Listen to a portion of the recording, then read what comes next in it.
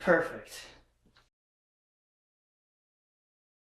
Oh, GC, you're so handsome and smart and cool.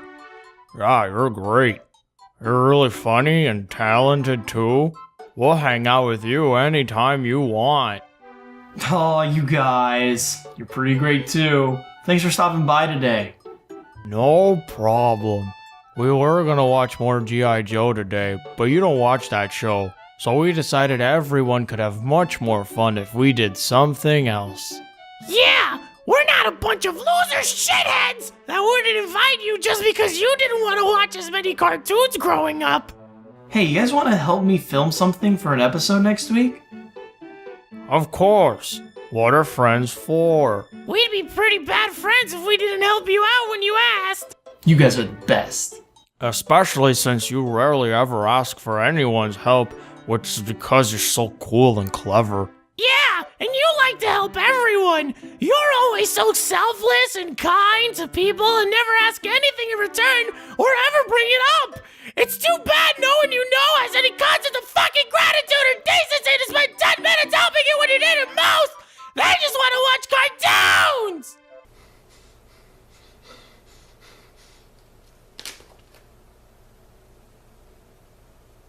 This is Saturday Morning RPG, and if your next question is, well, what's this game supposed to be about? I can refer you to several exits behind you. But since I'm a nice guy, I'll tell you anyway. According to its developer Mighty Rabbit Studios, Saturday Morning RPG is a video game in the style of old Saturday morning cartoons.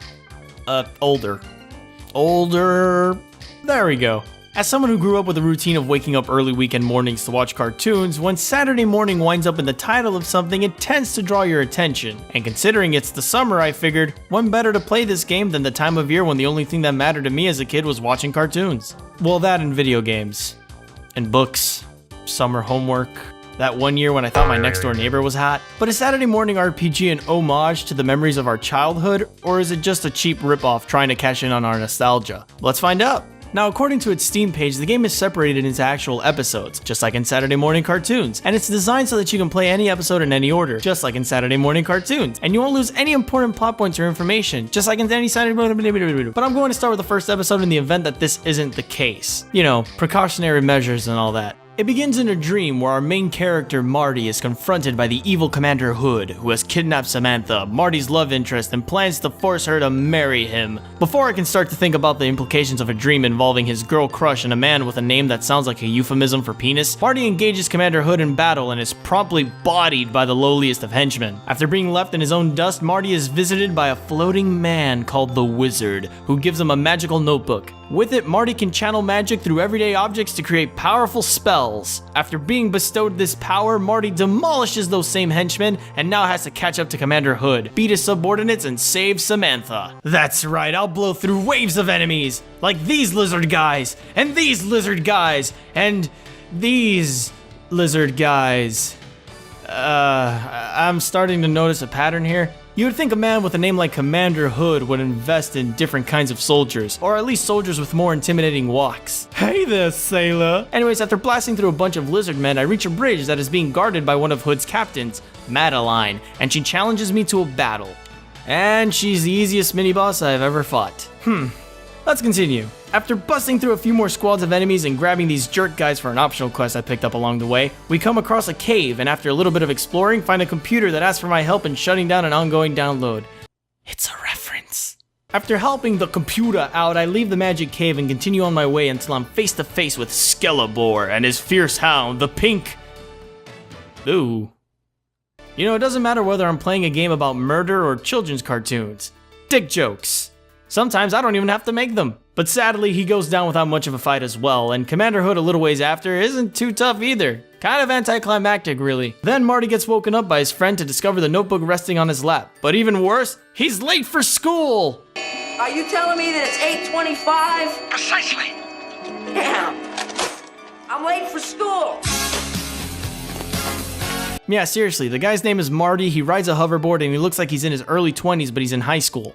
I don't know how they can make the reference any clearer. Like I mentioned earlier, this is a turn-based RPG. Along the same vein as Paper Mario, or in more recent memory South Park The Stick of Truth, almost all of the attacks you can make can have more damage added to them if you successfully perform small button sequences, and defending attacks once again involves well-timed button presses to reduce damage you receive. One of the central powers you have is being able to charge up a damage multiplier that amplifies your attacks, and although you can only use your abilities a limited number of times each battle, you will rarely find yourself in a situation where you run out of them. All of the abilities at your disposal have their own special mechanic involved, whether it's a well-timed button press, turning your enemies into an asteroids game, or even using an old brick phone to dial 900 numbers you find written on bathroom walls or billboards for campy one-liners that give stat boosts. These additions to the timed combat mechanic are clever.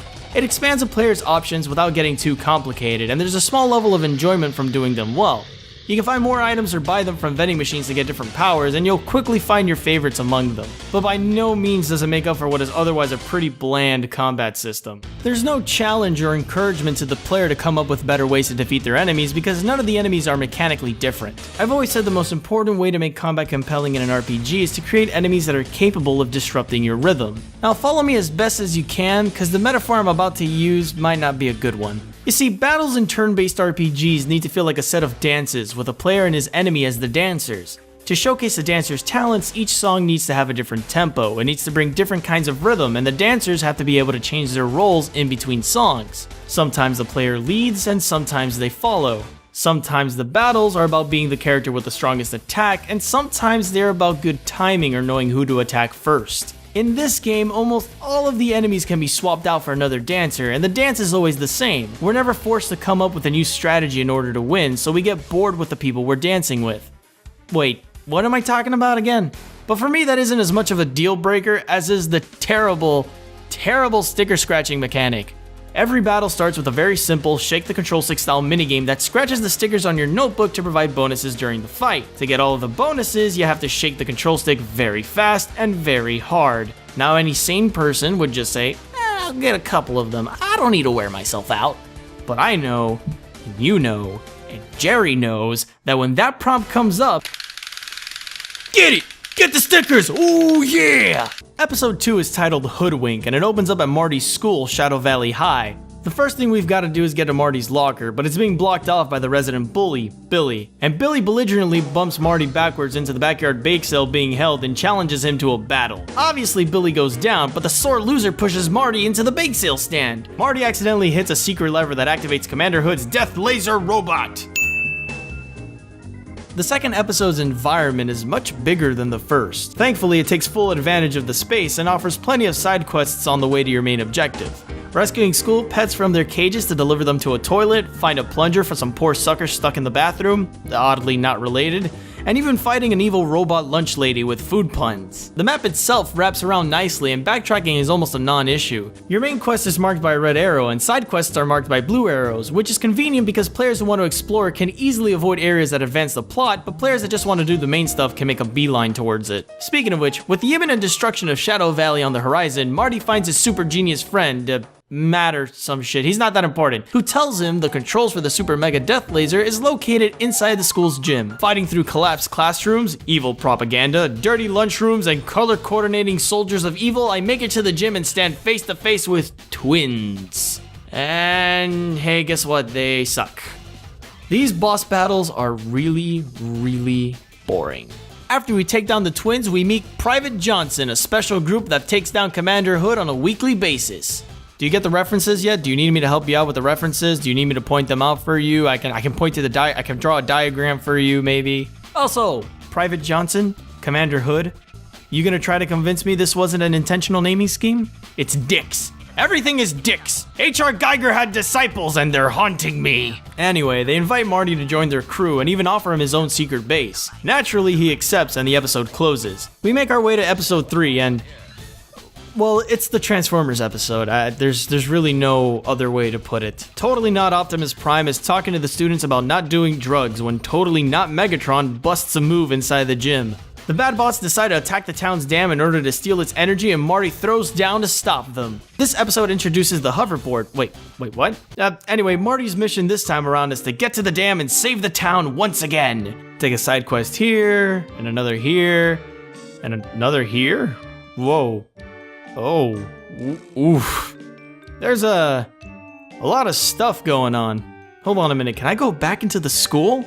Holy shit! Why is this episode so much bigger than the other two? There's a side quest every 20 steps and the map is triple the size of the last one. This whole city segment has nothing to do with the main quest and could have easily been its own episode. There's tons of characters and references that could have been expanded. It's not bad or anything, just drastically larger in scope. Heck, even the enemies get one step closer to being ideal RPG battles with self-destructing baddies, different battle stances, and enemies that should be prioritized to maximize your damage. Where the hell was this 2 hours ago? Even after we leave the town and get to the dam, the game introduces floor puzzles with multiple solutions that lead to equipment and items? This is crazy, this is a game even! Then we get to the bottom of the dam and, oh my god! A different kind of puzzle and a final boss fake out? Oh man! I mean, if one of these has to stand out, it should be the Transformers episode, shouldn't it? Okay, maybe I'm holding this game to a fairly high standard for what it is. Look, obviously this is the kind of game you play for the premise and the setting, and it nails what it sets out to do in this aspect. It's a parody, but it doesn't just shout out pop culture references and expect you to laugh. It exaggerates them to a point where you don't actually have to know the reference to find the situation funny. The reference is part of the joke's setup, not the payoff. Humor aside, the writing is still good at setting tone and captures that feeling of a Saturday morning cartoon. It's energetic, it's got a positive main character, and I can easily imagine this being an actual cartoon on a time slot somewhere. There isn't much left to the actual episode anyways. After stopping the bad bots and restoring power to Shadow Valley, we discovered that it was a plan by Commander Hood all along. Dun, dun, dun. This game is alright. It's good, but bland and a little inconsistent. It's entertaining enough to keep your attention at first and gradually improves as you play it with the writing holding the whole experience together. This really is a game that's more about the story and the reference material, and the attention to detail in that regard coupled with a few cool gameplay elements here and there make it clear that there's an effort being made here to create something enjoyable, and they plan on updating the game with more episodes for free, so if the trend the game is following continues, it can only get better from here. To be honest, I had a lot of fun playing through it even though I'm not wholly familiar with everything they referenced. My mixed feelings stem from the absence of certain qualities rather than the poor execution of existing ones. And for what it's got, it does alright. I suppose the gameplay itself is simple. It's not anything to write to your mother about, but it's definitely a fun time. Hey, just like Saturday morning cartoons. Except for that sticker game because that is bullshit! But I've said enough and I think you get the point. I hope. I hope so. Until next time, everybody, my name's GC. Always remember that you are amazing and keep on playing positive. Hey guys, thanks again for watching. If this is your first time watching one of my videos, allow me to introduce myself. I am GC Positive, and this is my YouTube channel, Playing Positive, where I talk about video game things and attempt to embarrass myself on a bi-weekly basis. We've got some other videos you can check out, a video similar to this one about a point-and-click adventure game called Jack Orlando, and another video about my top 5 mimics in video games. Yeah, you won't find a top 5 about that on YouTube, I checked. So grab a snack, sit back, give it a go. And before that, if you do that, you can help me out by liking this video, leaving your thoughts and or feedback in a comment, and subscribing. Or not, no pressure. But above all, please always remember that you are amazing. Keep on playing positive, and I'll see you next time.